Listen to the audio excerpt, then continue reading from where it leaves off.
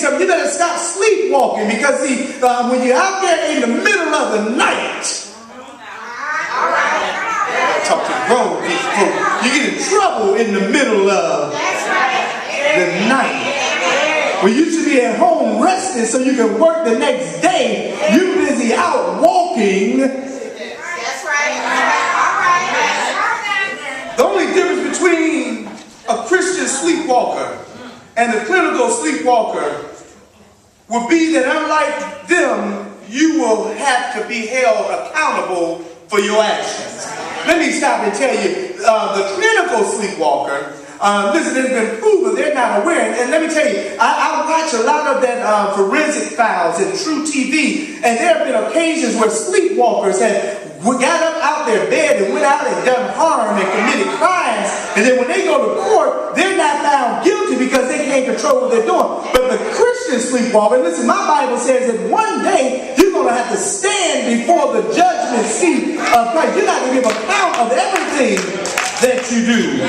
None of us should want to be Christian sleepwalkers. All of us should want to serve the Lord to the fullest, and we should want to serve Him right now. You know why I want to serve Him right now? Because He's a right now God. He's blessing me right now, so I got to serve Him right now. The songwriter said, when praises go up, blessings come down. When praises go up right now, blessings come down right now. He's a good God. Oh yes, we should all want to use our talents and abilities as diligent daytime disciples. When we read Christ's warning in the 9th and 11th chapters of the book of John, we get the message that it's time for us to move. Too many times we get so complacent and get stuck in a certain particular part of our lives. We don't want to move on. Parents will raise children, and after 18 years, they still don't want to let them go. Folk will work all their life and come to the point of retirement, and they still don't want to let it go. Oh, help me somebody.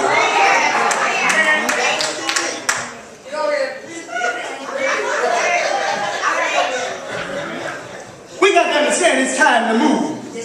We get the picture that Jesus paints for us, and we gain the understanding that there's no time to wait. And so there are three aspects of our discipleship mission, if you will, that we need to acknowledge. First of all, we need to understand that daytime disciples get the extensiveness of their mission. Now watch this. Right around the 8th verse here in John 11, after Jesus told his disciples that he was going to Bethany to see his dead friend Lazarus, his 12 disciples revealed their tendencies toward sleepwalking.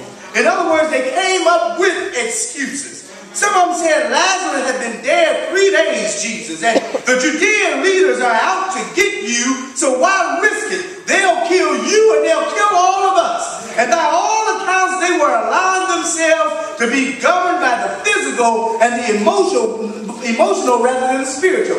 And too many of us are looking at the physical situations in our lives. Too many of us are looking at the emotional situations in our lives, and we're taking our eyes off of the spiritual, which is Jesus. But I come back here to let somebody know you got to let God deal with the physical. Let God deal with the emotional. You keep your eyes fixed on Jesus and see what the end is going to be.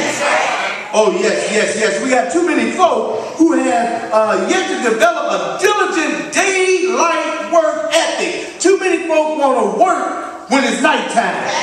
Oh, yes, the story is told of how one afternoon the author Patsy Claremont found herself on an airplane sitting next to a young Marine on his way home from Desert Storm. And so she looked at him, she said, "How long were you there?" she asked. And she said, 1.5 years, and now I'm on my way home. My family will be at the airport waiting on me.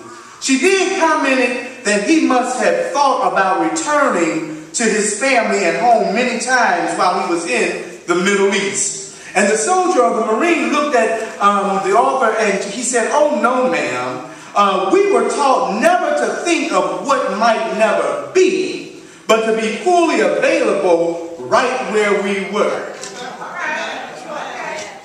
Dwelling on what's back home may never be, But you better concentrate where you're on right now. And that, my brothers and sisters, ought to be the mindset of diligent Christians and diligent disciples. We ought to be fully available every moment of every day. And unlike military soldiers who are standing down, as the military calls it, waiting for our next orders, we know that the order has already been given, and we are engaged in the battle to win the world for Christ's sake. And our battlefield is right here and right now. Oh yes, we who are of the day know that the gospel must be spread to all nations. Let me tell you something. The work is not just here in Cleveland. The work is outside these doors. The work is over in foreign lands. The work is over across the waters.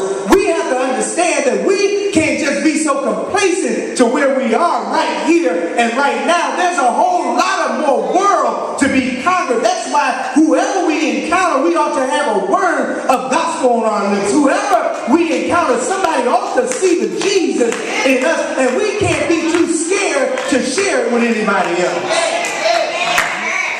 And so my first point is that daytime disciples get the extensiveness of their mission, but not only that, secondly, a daytime disciple will get the selectiveness of this mission. In other words, the work is not for everyone. All right.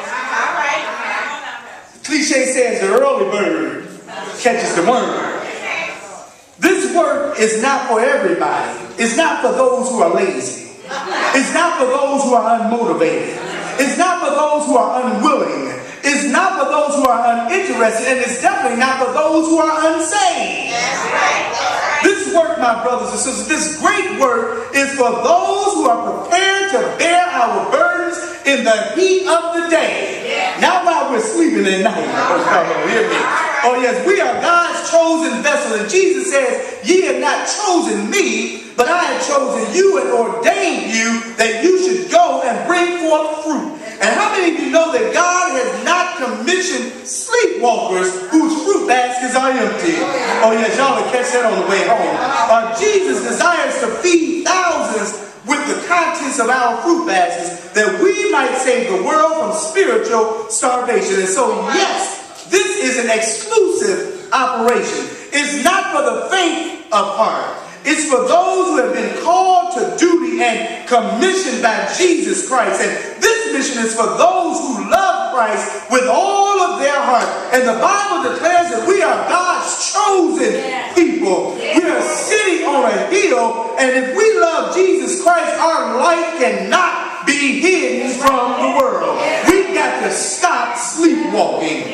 Oh yes, our mission is an extensive mission and is an exclusive mission. But thirdly, daytime disciples understand that there's an emergency of this mission. There's an urgency of the mission. How many of you know that there's no time to waste? John 9